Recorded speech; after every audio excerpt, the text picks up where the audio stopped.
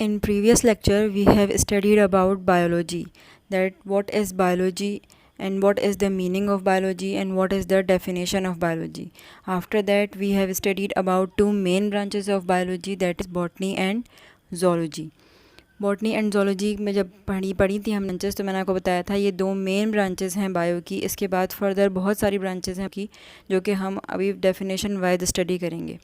जो first branch है bio की यहाँ आपकी बुक में, वो है morphology. What is morphology? Morph की मीनिंग होते हैं फॉर्म, फॉर्म मतलब स्ट्रक्चर, और लॉजी मीन्स स्टडी, यानी किसी भी ऑर्गेनिज्म के स्ट्रक्चर की स्टडी करना मॉर्फोलॉजी कहलाता है. लेकिन मॉर्फोलॉजी में स्ट्रक्चर बेसिकली कौन सा आता है? एक्सटर्नल स्ट्रक्चर, यानी बाहर से कोई भी ऑर्गेनिज्म किस शेप का बना हुआ है, क्या स्ट्रक्चर है उसका, किस तरह का ऑर्गेनिज्म है, चाहे वो प्लांट है या वो कोई एनिमल है, तो वो कौन सी ब्रांच के अंदर में स्टडी करेंगे उसके एक्सटर्नल स्ट्रक्चर को? मॉर्फोलॉजी के अंदर. Now the second branch of biology is anatomy. Anatomy जो है मॉर्फोलॉजी की बिल्कुल अपोजिट ब्रांच है. इसमें हम स्टडी करते हैं स्ट्रक्चर्स के बारे में, लेकिन कौन से स्ट्रक्चर्स? इंटरनल स्ट्रक्चर, यानी कोई भी ऑर्गेनिज्म के अंदर जितने भी ऑर्गन्स हैं वो ऑर्गन्स किस तरह के बने हुए हैं, उनकी अरेंजमेंट किस तरह की है. यानी कि अगर हम जैसे कोई ह्यूमन बींग है उसके अंदर डिफरेंट ऑर्गन्स हैं, फॉर एग्जाम्पल स्टमक है, लिवर है, इसके अलावा इंटेस्टाइन है, उसके अलावा स्प्लीन है, बहुत डिफरेंट ऑर्गन्स है. ये डिफरेंट ऑर्गन्स किस किस तरह से बने हुए हैं, इनका आपस में क्या लिंक है, और ये किस पोजीशन के अंदर सेट हुए हैं, ये तमाम स्टडी किसके अंदर की जाती है? एनाटमी में की जाती है. इसी तरह से अगर हम प्लांट्स की बात, तो प्लांट्स के अंदर रूट्स, स्टेम्स और लीफ होते हैं, ये फ्लावर्स होते हैं. ये के सारे जो ऑर्गन्स हैं ये किसी भी प्लांट के बॉडी के अंदर अंदर से किस तरह के दिखाई देते हैं, किस तरह की शेप के बने हुए हैं, क्या इनका स्ट्रक्चर है. इंटरनली अगर पढ़ा, हम कौन सी ब्रांच में पढ़ते हैं? एनाटमी के अंदर. नाउ द नेक्स्ट ब्रांच कौन सी है? हिस्टोलॉजी. हिस्टोलॉजी जो नेक्स्ट ब्रांच है, हिस्टो की मीनिंग्स होते हैं टिश्यू. टिश्यू अगर आप लोगों को पता हो तो जैसे कि कोई भी ऑर्गेनिज्म कोई एक सेल से मिलके बना हुआ होता है, तो बहुत सारे सेल अगर आपस में कंबाइन हो जाएं, तो बहुत सारे सेल कंबाइन होने के बाद क्या बनाते हैं? टिश्यू बनाते हैं. तो अगर इन टिश्यू की कंपैरेटिवली स्टडी की जाए प्लांट्स और एनिमल्स की, तो उसको हम क्या कौन सी ब्रांच में पढ़ेंगे? हिस्टोलॉजी के अंदर. अच्छा, लेकिन टिश्यू की स्टडी जो की जाती है, यानी टिश्यू को ऑब्जर्व किया जाता है, वो माइक्रोस्कोप के अंदर किया जाता है, वो आम नॉर्मल आई से नहीं आता. तो माइक्रोस्कोपिक स्टडी होती है टिश्यूज़ की, इसको हम क्या बोलेंगे? हिस्टोलॉजी. नेक्स्ट है साइटोलॉजी. साइटोलॉजी को हम सेल बायोलॉजी भी कहते हैं. साइटो के मीनिंग्स होते हैं सेल, तो साइटोलॉजी मतलब स्टडी ऑफ सेल, इसीलिए इसको हम सेल बायोलॉजी भी कहते हैं, यानी बायोलॉजी की वो ब्रांच जिसके अंदर सेल के बारे में स्टडी की जाए, क्योंकि सेल बिल्कुल बेसिक और यूनिट है लाइफ का, इसलिए उसका स्ट्रक्चर किस तरह का होता है, उसका फंक्शन क्या होता है, यानी वो क्या फ़ंक्शन करता है, वो कंपोजिशन क्या होती है, सेल के अंदर कौन कौन सी चीज़ें प्रेजेंट होती हैं एक सेल के अंदर. ठीक है, तो हम सारी की सारी चीज़ें किस में पढ़ेंगे? साइटोलॉजी, ये तो फिर सेल बायोलॉजी के अंदर. नेक्स्ट ब्रांच है फिजियोलॉजी. फिजियो के मीनिंग्स होते हैं नेचर, या इसको अब हम फंक्शन के तौर पर भी रीड कर सकते हैं. तो ये वाली ब्रांच, इसमें हम किसके बारे में स्टडी करते हैं? Study of functions of different parts of living organisms, यानी लिविंग ऑर्गेनिज्म के अंदर मुख्तलिफ़ किस्म के पार्ट्स होते हैं. जैसे कि हमारा स्टमक है, वो क्या काम करता है? हेल्प करता है इन डाइजेशन. हमारा ब्रेन है, वो क्या काम करता है? हेल्प है इन मेमोराइजेशन. यानी डिफरेंट पार्ट्स का क्या फंक्शन है, वो स्टडी किसके अंदर की जाती है? फिजियोलॉजी के अंदर.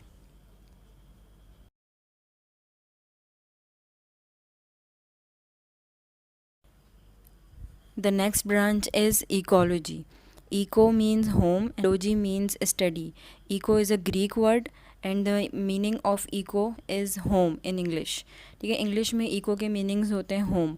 तो अगर किसी भी ऑर्गेनिज्म का होम क्या कहलाता है? जिस जगह पे वो ऑर्गेनिज्म अपना सर्वाइवल करता है, जिस जगह पे रहता है, वो उसका होम कहलाता है. अगर कोई ऑर्गेनिज्म अर्थ पे रहता है तो वो उसका होम है. कोई ऑर्गेनिज्म अगर वाटर बॉडीज़ के अंदर रहता है तो वाटर उसका होम है. ठीक है, तो होम का मतलब है कि ऐसा एरिया जहाँ कोई ऑर्गेनिज्म अपना सर्वाइवल कर सकता है. तो इस तरह हर ऑर्गेनिज्म जो है, डिफरेंट ऑर्गेनिज्म डिफरेंट एरियाज़ में रहते हैं, यानी अर्थ में भी बहुत सारे ऐसे एरियाज़ हैं जो कि डिफरेंट होते हैं अपने इन्वायरमेंट के हिसाब से. तो इसीलिए इसको हम क्या बोलते हैं? इन्वायरमेंटल बायोलॉजी भी कहा जाता है इसको.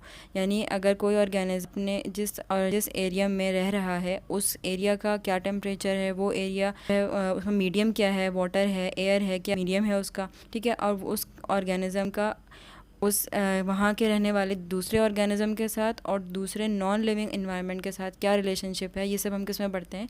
इकोलॉजी में पढ़ते हैं. अब नॉन लिविंग ऑर्गेनिज्म या नॉन लिविंग इन्वायरमेंट क्या होती है? जैसे कि सॉइल है, एयर है, सारी की सारी चीज़ें क्या होती हैं, नॉन लिविंग होती हैं।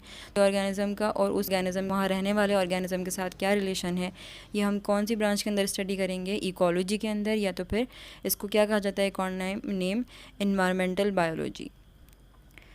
नेक्स्ट ब्रांच है एम्ब्रियोलॉजी। एम्ब्रियोलॉजी भी एक ब्रांच है बायो की, उसको हम एम्ब्रियोलॉजी भी कहते हैं, और दूसरा हम इसका नाम है डेवलपमेंटल बायोलॉजी। डेवलपमेंटल बायोलॉजी इसको क्यों कहा जाता है, क्योंकि एम्ब्रियोलॉजी वो ब्रांच है बायो की जिसके अंदर कोई भी ऑर्गेनिज़म जब डेवलप करता है, यानी कोई भी ऑर्गेनिज़म अपने स्टार्टअप से लेकर जिस तरह वो ग्रो करता रहता है, तो उसके अंदर जितनी चेंजेस आती रहती हैं, वो तमाम की तमाम चेंजेस जो हैं वो जिस ब्रांच के अंदर स्टडी की जाती हैं उसको हम क्या कहते हैं, एम्ब्रियोलॉजी। यानी कोई ऑर्गेनिज़म पहले 1 सेल था, उस 1 सेल से लेकर वो पूरा ऑर्गेनिज़म बनने तक, एक सेल से लेकर पूरा ऑर्गेनिज़म बनने तक, यानी पूरा ह्यूमन बनने तक, पूरा एनिमल बनने तक, पूरा प्लांट बनने तक, जितने भी स्टेजेस आते हैं वो तमाम के तमाम स्टेजेस जो हैं वो किसके अंदर स्टडी किए जाते हैं, एम्ब्रियोलॉजी के अंदर।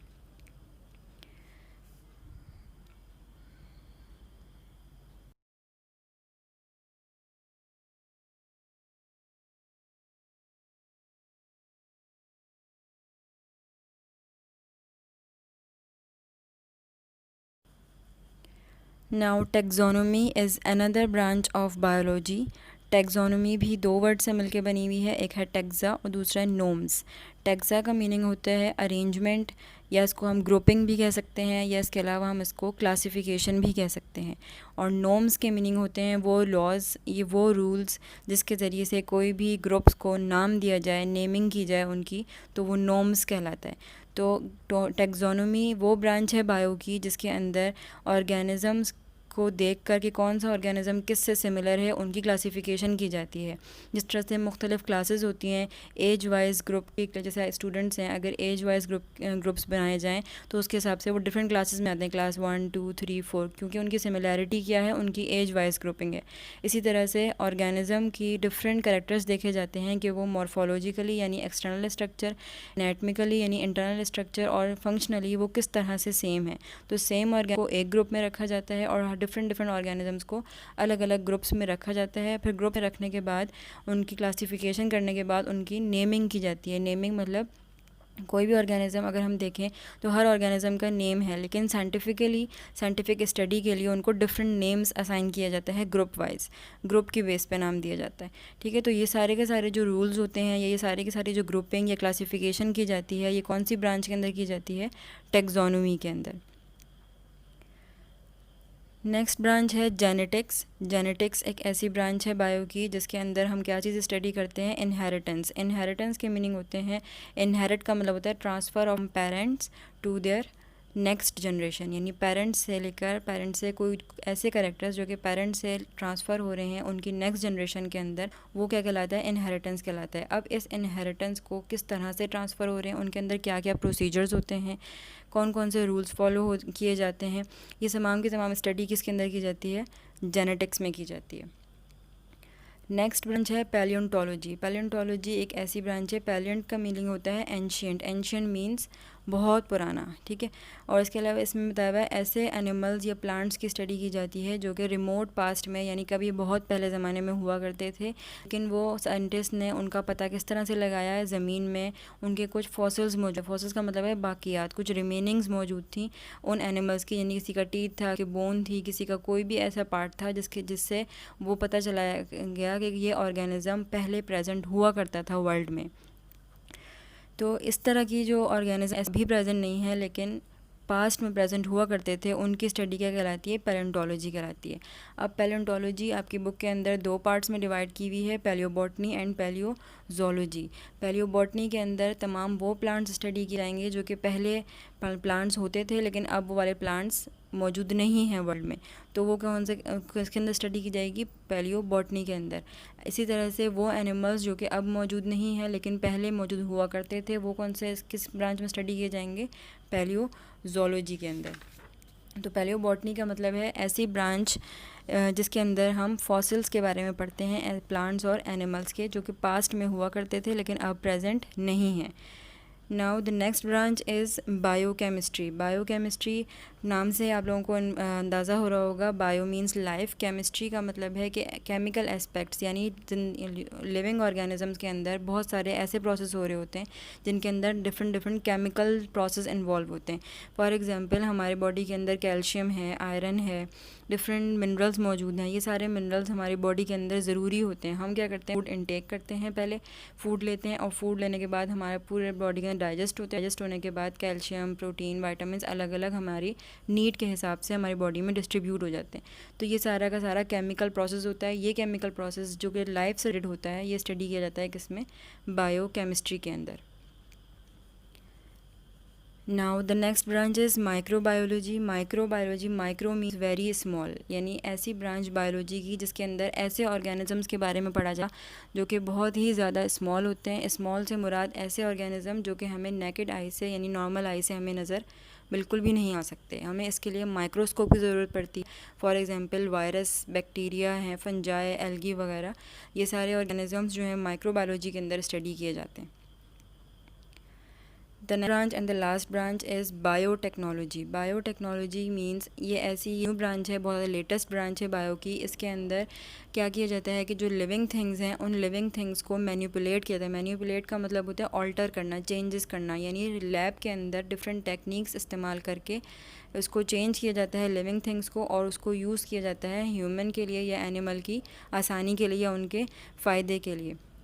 For example different techniques use करके योगर्ट्स बनाई जाती हैं, चीज़ वगैरह हैं, बेवरेजेस यूज़ बनाए जाते हैं, यानी डिफरेंट जो है। इसके अलावा मेडिसिन्स बनाई जाती हैं, इंसुलिन है, इसके अलावा एंटीबायोटिक्स हैं। ये सारी की सारी जो प्रोडक्शन है जो लैब्स में आर्टिफिशियली की जाती हैं वो लिविंग थिंग्स को ही ऑल्टर करके की जाती हैं। तो ये तमाम की तमाम स्टडी किस में की जाएगी, बायोटेक्नोलॉजी के अंदर।